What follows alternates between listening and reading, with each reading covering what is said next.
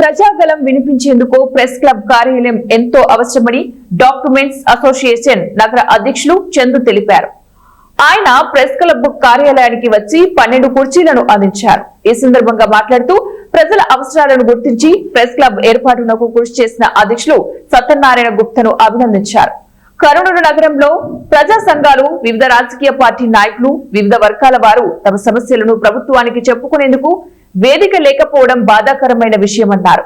తమ సమస్యలను చెప్పుకోవడానికి వేదిక లేకపోవడం కొరతగా ఉందన్నారు. సంకల్పం మంచిది కావడంతో గుప్తా గారు ఆధ్వర్యంలో ప్రెస్ క్లబ్ ఏర్పాటు కావడం అభినందనీయమన్నారు.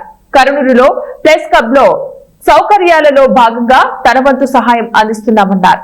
ఈ సందర్భంగా ప్రెస్ క్లబ్ అధ్యక్షులు కొత్తూరు సత్యనారాయణ గుప్తా మాట్లాడుతూ ప్రెస్ క్లబ్ కార్యాలయానికి కావలసిన అన్ని సౌకర్యాలకు కల్పించేందుకు దాతలు ముందుకు రావడం, ముఖ్యంగా స్వచ్ఛందంగా రావడం అభినందనీయమన్నారు.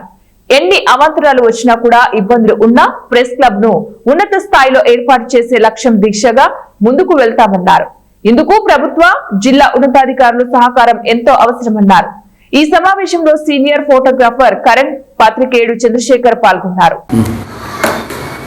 కొందరికి లక్ష్యాలు ఉంటాయి. ఆ లక్ష్యాలలో లక్ష్య సాధనలో భాగంగా మన సత్యనారాయణ గుప్తా గారు ప్రెస్ క్లబ్ ఏర్పాటు చేయడానికి ఒక లక్ష్యాన్ని ఏర్పరచుకున్నారు.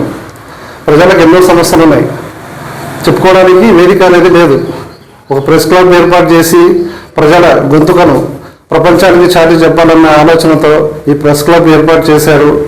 ఇందుకు సహాయంగా నేను వచ్చేసి ఒక 12 కుర్చీలు డొనేట్ చేశాను. మరి కొంతమంది సహాయం చేసి ఈ ప్రెస్ క్లబ్ను దిగుదలాభివృద్ధి చెందాలని చెప్పి కోరుకుంటున్నాను.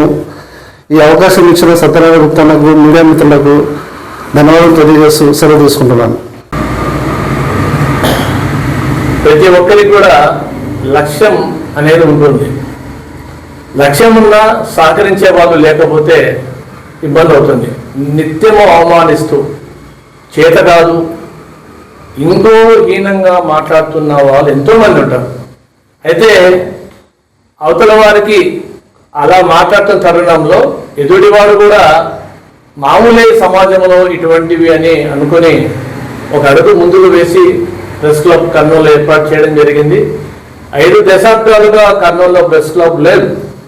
మరి కోట్ల విజయభాస్కర్ రెడ్డి గారు, దామోదర సంజయ్ గారు లాంటి వాళ్ళు నీతివంతులు, వంతులైన నాయకులు ఈ జిల్లాలో ఉండి కర్నూలులో ఒక శాశ్వతమైన ప్రెస్ క్లబ్ లేకపోవడం అనేది చాలా బాధాకర విషయం.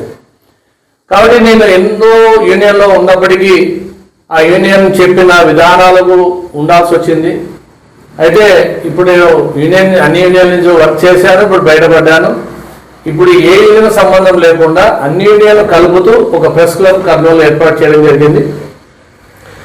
సోషల్ మీడియాలో చూసి కర్నూలు ప్రెస్ క్లబ్ పెట్టారా, చాలా సంతోషం. మాకు సమస్యలు ఉన్నాయి, మా డాక్యుమెంటర్స్ కూడా చాలా ఇబ్బందులు గురవుతున్నారు. ఇన్ని బీసీ సంఘాలు, ఎస్సీ సంఘాలు చాలా మంది కూడా వస్తున్నారు, ఫోన్లు చేస్తున్నారు. త్వరలో ఈ ప్రెస్ క్లబ్లో అన్ని హంగులతో కార్యాలయం ప్రారంభమవుతుంది. మాకు ముఖ్యంగా ఏంటంటే విద్యుత్ సౌకర్యం ఒకవైపు ఉండింది సమస్య, అది తీరిన తరుణంలో మళ్ళీ కూర్చోవడానికి కుర్చీలు లేవు.